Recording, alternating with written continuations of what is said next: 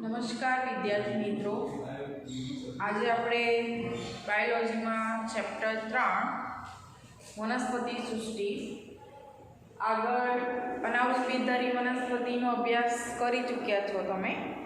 આજે આપણે આવૃત બીજધારી વનસ્પતિની વાત કરીશું.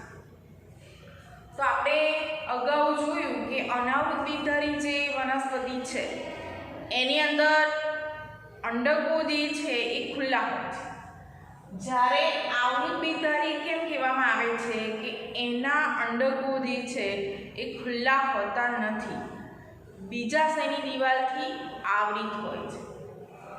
એટલા માટે આ વનસ્પતિને આવૃત બીજધારી વનસ્પતિ કહે છે. હવે ખાસ કરીને એની અંદર તમે જોશો કે પરાગરજ અને અંડક એ વિશિષ્ટ રચનામાં આવેલા છે, જેને આપણે કહીશું પુષ્પ.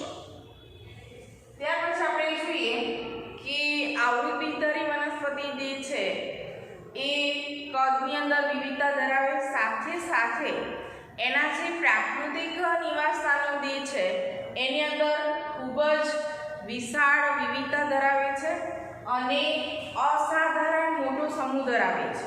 મતલબ કે એવું કહી શકાય કે પૃથ્વી પરના સૌથી જે મોટો સમૂહ હોય, સૌથી વધારે સંખ્યામાં જે વનસ્પતિ આવેલી હોય પ્રથમ સ્થાને, તો એ આવૃત બીજધારી વનસ્પતિ છે. એની અંદર તમે જોશો કે આવૃત બીજધારીની અંદર સૌથી નાનામાં નાની વનસ્પતિ, તો ત્યાં નામ આપેલું છે વુલ્ફિયા, અને સૌથી ઊંચામાં ઊંચી વનસ્પતિ તો એ નીલગિરી છે. તો એમાં લંબાઈ આપેલી હશે એની 100 મીટરથી પણ વધારે. હવે આની ઉપયોગિતા જોઈએ તો ખાસ કરીને આવૃત બીજધારી વનસ્પતિ ખોરાક માટે ઉપયોગી છે, બળતણ માટે, ઘાસચારા માટે અને ઔષધો માટે, અને ખાસ કરીને વ્યવસાયિક ઉત્પાદનમાં પણ આવૃત બીજધારી વનસ્પતિ મહત્વની છે. હવે આવૃત બીજધારી વનસ્પતિ જે છે એ બે વર્ગની અંદર વિભાજિત છે, એકદળી અને દ્વિદળી. જો એક જ બીજપત્ર આવેલું હોય તો એવી વનસ્પતિને આપણે કહીશું એકદળી. બે બીજપત્ર આવેલા હોય તો આપણે એને કહીશું દ્વિદળી. તમને પરીક્ષાની અંદર તફાવત પણ પૂછાઈ શકે, એકદળી અને દ્વિદળી વચ્ચેનો તફાવત. તો એની અંદર આપણે જોઈએ દ્વિદળી વનસ્પતિ એટલે શું, તો કે એની અંદર બે બીજપત્ર આવે, સાથે સાથે એનો જે શિરાવિન્યાસ છે દ્વિદળી વનસ્પતિમાં એ જાલાકાર હોય છે, અને એના જે પુષ્પીય ચક્રો હોય એ કેટલી સંખ્યામાં આવેલા હોય, ચતુઅવયવી હોય અથવા પંચઅવયવી. હવે પુષ્પીય ચક્રો એટલે કયા કયા? જેમ કે વજ્રપત્ર છે, દલપત્ર છે, પુંકેસર છે. સ્ત્રીકેસરની સંખ્યા નિશ્ચિત હોતી નથી. જેમ કે ચતુઅવયવી પુષ્પ કોને કહીશું? જેમ કે 4 વજ્રપત્ર હોય, 4 દલપત્ર હોય, 4 પુંકેસર હોય, પરંતુ સ્ત્રીકેસરની સંખ્યા નિશ્ચિત હોતી નથી. હવે એકદળીનો તફાવત જોઈએ તો કે જે એક જ બીજપત્ર ધરાવે, સાથે સાથે એની અંદર શિરાવિન્યાસ જે છે એ સમાંતર શિરાવિન્યાસ આવેલું હોય છે, અને પુષ્પ જે છે એ ત્રિઅવયવી હોય છે. મતલબ કે પુષ્પીય ચક્રો 3 ની સંખ્યાની અંદર આવેલા હોય છે. હવે આની અંદર આપણે જોઈએ એના પ્રજનન અંગોની વાત કરીએ. પુષ્પની અંદર આવેલા પ્રજનન અંગો. પુષ્પની અંદર ખાસ કરીને 4 ચક્ર આવેલા હોય, જેમ કે સૌથી બહારની તરફ વજ્રચક્ર આવેલા હોય, ત્યાર પછી આવશે દલચક્ર, એના પછી આવશે પુંકેસર ચક્ર, સૌથી અંદર આવશે સ્ત્રીકેસર. અહીંયા વજ્રપત્ર અને દલપત્ર જે છે એ સહાયક ચક્રો છે, એ પ્રજનનમાં ભાગ નથી લેતા, જ્યારે પુંકેસર અને સ્ત્રીકેસર જે છે એ ફળદ્રુપ કહી શકીશું। તો અહીંયા આપણે નર પ્રજનનની વાત કરીએ તો એ પુંકેસર છે। તમે અહીંયા આકૃતિ જોઈ શકશો પુંકેસરની, જે નીચેનો જે પાતળો ભાગ જે છે જેને આપણે કહીશું તંતુ, સૌથી ટોચનો ભાગ જેને આપણે કહીશું પરાગાશય। તંતુ અને પરાગાશયને જોડતી રચના એટલે યોજના। હવે અહીંયા પરાગાશય જે છે એ અર્ધીકરણ પામે અને અર્ધીકરણ પામવાથી એની અંદરથી પરાગરજનું નિર્માણ થાય છે। ત્યાર પછી આપણે જોઈએ છે સ્ત્રીકેસર। તો સ્ત્રીકેસરના પણ 3 ભાગો છે। નીચેનો જે ફૂલેલો ભાગ છે જેને આપણે કહીશું બીજાશય। ત્યાર પછી પાતળો નળી આકારનો જે ભાગ છે એને કહીશું પરાગવાહિની અને ટોચના ભાગે આવેલું પરાગાશય। તો તમે અહીંયા બીજાશયની અંદર જોઈ શકો છો કે અંડકો આવેલા છે। આ જે રચના છે એ અંડક છે। અંડક એક પણ આવેલા હોય અથવા એકથી વધુ પણ આવેલા હોય છે। તો બીજાશયમાં એકથી વધુ અંડકો અને અંડકની અંદર કેટલાક ઓછા વિઘટન પામેલા કોષો જોવા મળશે। તો અંડકની અંદરથી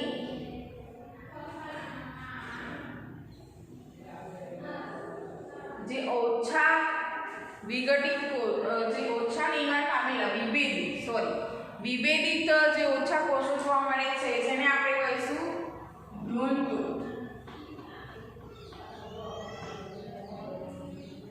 અને ભ્રૂણપુટની અંદર આગળ અર્ધીકરણ થવાથી બધા જ કોષો એકીય હોય છે। એ તમારે યાદ રાખવાનું છે।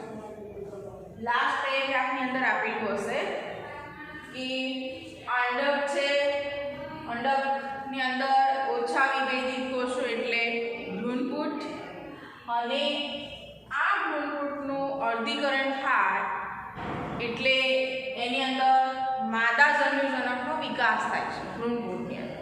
તો માદા જન્યુજનકની અંદર વાત કરીએ તો અહીંયા અંડપ્રસાધનની રચના થાય।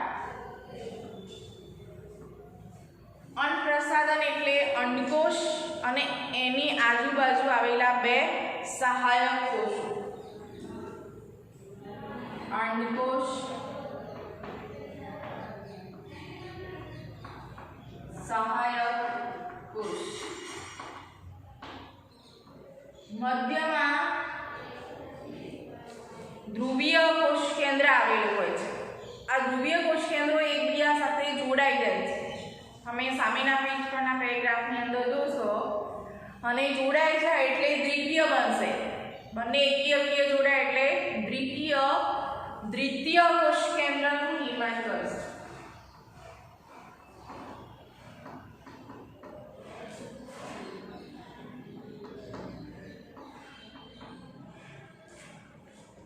અને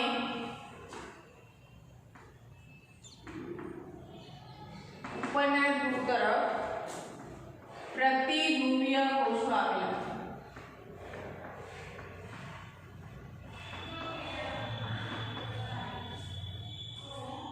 તો આખા ભ્રૂણપુટની રચના છે। તો ભ્રૂણપુટ જે છે એ અર્ધીકરણ પામે છે અને માદા જન્યુજનકનો વિકાસ। તો તમે અહીંયા પુંકેસરની રચના જોઈ, સ્ત્રીકેસરની રચના। સ્ત્રીકેસરનો જે ફૂલેલો જે ભાગ છે એને કહીશું આપણે બીજાશય। બીજાશયની અંદર આવેલ અંડક, અંડકથી ઓછા વિભેદિત પામેલા કોષો છે, અને અંડકની અંદર ભ્રૂણપુટનું નિર્માણ થાય છે। એટલે આ જે ભ્રૂણપુટ છે એની અંદર માદા જન્યુજનકનો વિકાસ થાય એટલે આ અંડપ્રસાધન। અંડપ્રસાધન એટલે મધ્યમાં આવેલો અંડકોષ, એની આજુબાજુ આવેલા સહાયક કોષો મધ્યમાં ધ્રુવીય કોષ કેન્દ્ર જે જોડાય છે અને દ્વિતીય કોષ કેન્દ્રનું નિર્માણ કરે છે.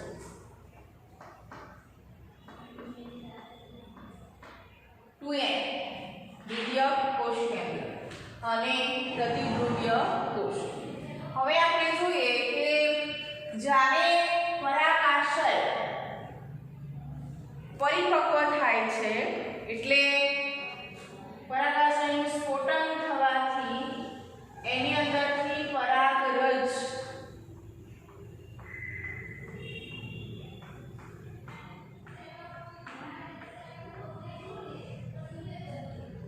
એ વિકિરણ પામે. હવે પરાગરજ વિકિરણ પામે એટલે વાતાવરણની અંદર મુક્ત થાય, જેમ કે પવન દ્વારા, પાણી દ્વારા, પક્ષીઓ દ્વારા અથવા અન્ય પ્રાણીઓ દ્વારા. એ વહન પામી અને સ્ત્રીકેસરના પરાગાસન પર સ્થાપિત થાય. ઉકેસરની પરાગરજ સ્ત્રીકેસરના પરાગાસન પર જ્યારે સ્થાપિત થાય તો આપણે એ ઘટનાને કહીશું પરાગનયન. તો અહીંયા આપણે જોઈશું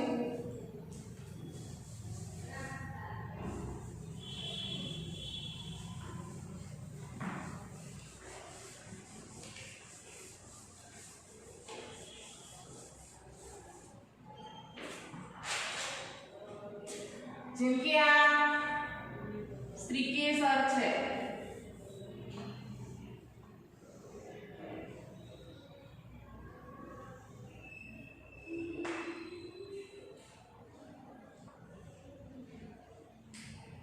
આનું પરાગાસન.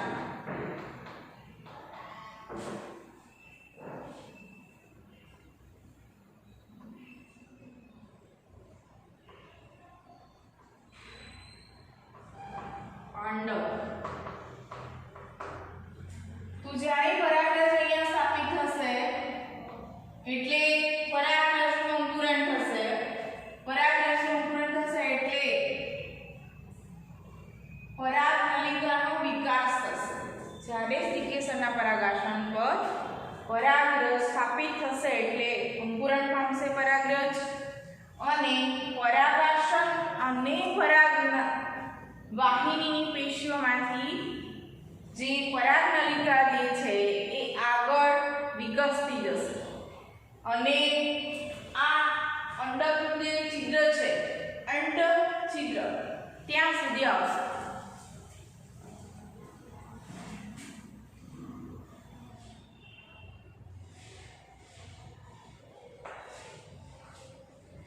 તો જે પરાગનલિકા છે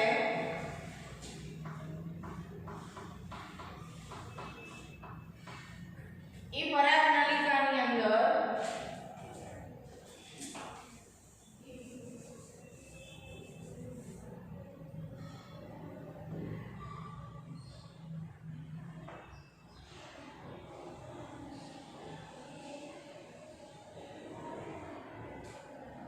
બે નરજન્યુ મુક્ત થશે. એમાંનો એક નરજન્યુ છે એ અંડકોષનું ફલન કરશે. એક નરજન્યુ જે અંડકમાં રહેલા અંડકોષનું ફલન કરે એટલે ફલિતાંડ બનશે. ફલિતાંડ આગળ વિકાસ પામી, સમવિભાજન પામી અને એની અંદરથી બનશે ભ્રૂણ. બીજો નરજન્યુ જે છે એ દ્વિતીય કોષ કેન્દ્ર સાથે જોડાશે અને એનું ફલન કરશે. એટલે એના દ્વારા ત્રિકીય રચના બનશે જેને આપણે કહીશું 3N, જેને આપણે કહીશું ત્રિકીય પ્રાથમિક ભ્રૂણકોષ કોષ કેન્દ્ર, જેને ઇંગ્લિશમાં આપણે કહીશું PEN. PN એ શોર્ટ ફોર્મ છે, એનું ફૂલ ફોર્મ થશે પ્રાઇમરી એન્ડોસ્પર્મ ન્યુક્લિયસ. એટલે એક નરજન્યુ જ્યારે અંડકોષનું ફલન કરે એટલે આગળ ફલિતાંડ બનશે, ફલિતાંડમાંથી બનશે ભ્રૂણ. બીજો નરજન્યુ છે એ દ્વિતીય કોષ કેન્દ્ર સાથે જોડાશે અને એની અંદરથી બનાવશે પ્રાથમિક ભ્રૂણકોષ કોષકેન્દ્ર, જે ત્રિકીય હોય છે. ત્રિકીય કેમ કે બે કોષકેન્દ્રો જોડાય છે, 2n હોય છે દ્વિતીય કોષકેન્દ્ર, અને એક નરજન્યુ જોડાયો એટલે ત્રિકીય થશે. તો એને આપણે કહીશું pn.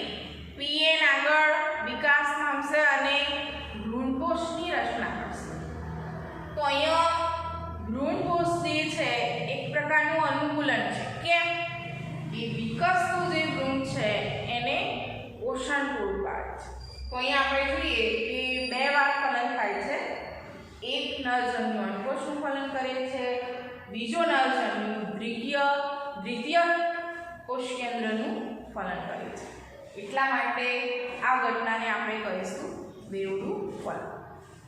હવે જે અંડક હોય છે એ અંડકમાંથી બીજનું નિર્માણ થશે.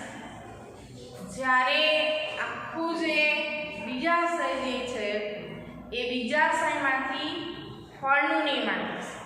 તો અહીંયા અંડકો જે છે એ ફળની અંદર આવેલા હોય છે, એટલા માટે આવૃત હોય છે. તો આગળ તમે આવૃત વિધારીનું જીવનચક્ર જોશો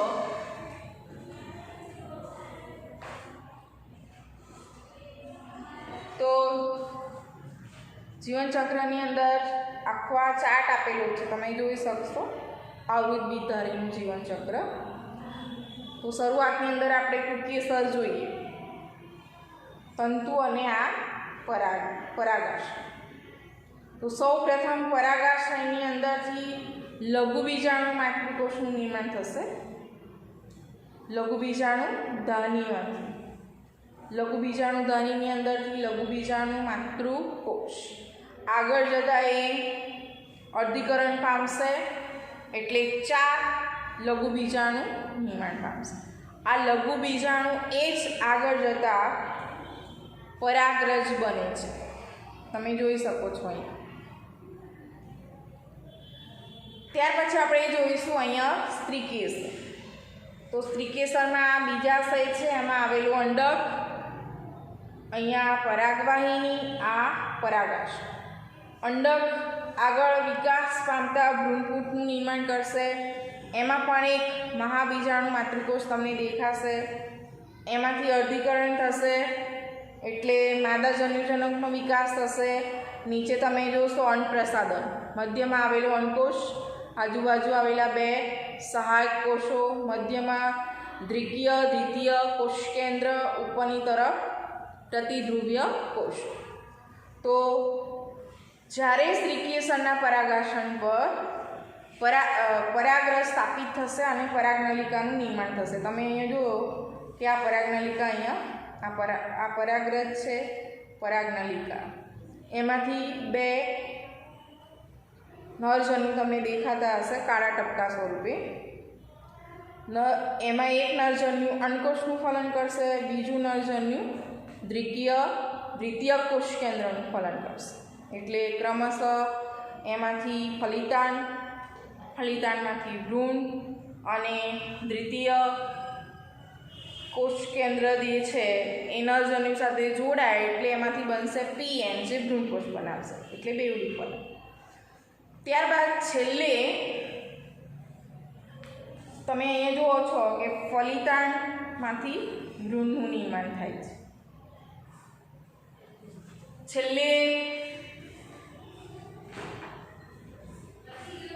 પ્રતિધ્રુવીય કોષો અને સહાય કોષો જે આવેલા હોય છે એ વિઘટન પામે છે.